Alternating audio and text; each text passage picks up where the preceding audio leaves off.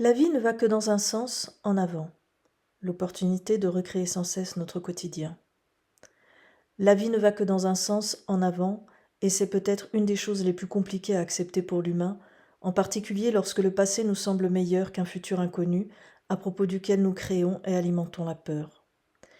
Il y a en nous une part qui devient adulte lorsque nous commençons à accepter ceci.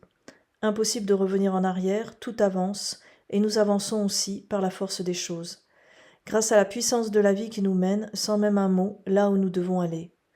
La vie ne nous parle pas, elle nous emmène avec cette puissance des jours qui s'alignent les uns derrière les autres sans jamais faillir, avec la puissance aussi des nuits pendant lesquelles nous préparons inconsciemment chaque lendemain.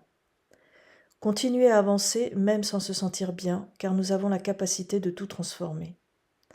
La vie ne va que dans un sens, en avant, comme un credo, non au sens religieux, mais comme un principe vital sur lequel nous fondons notre conduite. Ceci est primordial à comprendre. Nous créons nos minutes, nos jours et nos années en fonction de nos principes, de ce que nous pensons et croyons.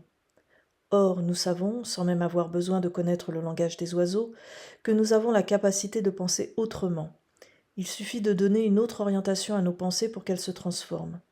Côté croyance, il s'agit d'intégrer la définition réelle de ce mot dévoilé par le langage des oiseaux et que j'ai déjà expliqué dans l'article « La croyance en langage des oiseaux ». En très bref, nous n'avons que nous-mêmes à croire pour croître, en fonction de qui nous sommes et de ce qui nous semble approprié pour nous-mêmes. Suivre un maître, c'est s'oublier, c'est même, à mon sens, presque une façon de se renier soi-même.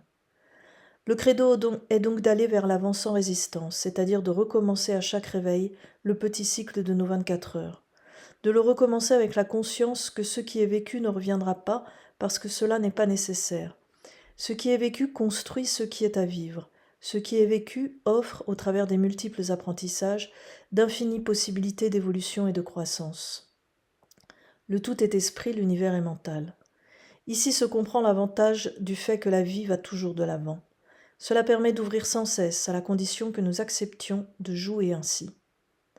Chaque jour est un pas vers nous-mêmes. Chaque chute est une opportunité de déploiement. Ce n'est pas nouveau, mais il s'agit de comprendre vraiment que c'est la vie qui, chaque matin, nous permet de nous construire avec des matériaux, nos pensées, de plus en plus légers, que nos épaules pourront porter sans trop de douleur pour passer dans une nouvelle conscience du réel. Le tout est esprit, l'univers est mental, nous dit la première loi universelle issue du Kybalion. Cette première loi universelle nous montre que c'est à partir de nos pensées, esprits, que nous créons notre univers quotidien.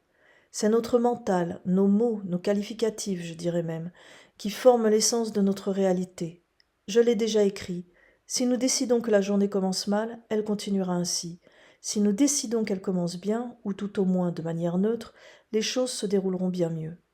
Donc, allons de l'avant chaque matin en commençant par une pensée lumineuse qui deviendra naturellement constructive.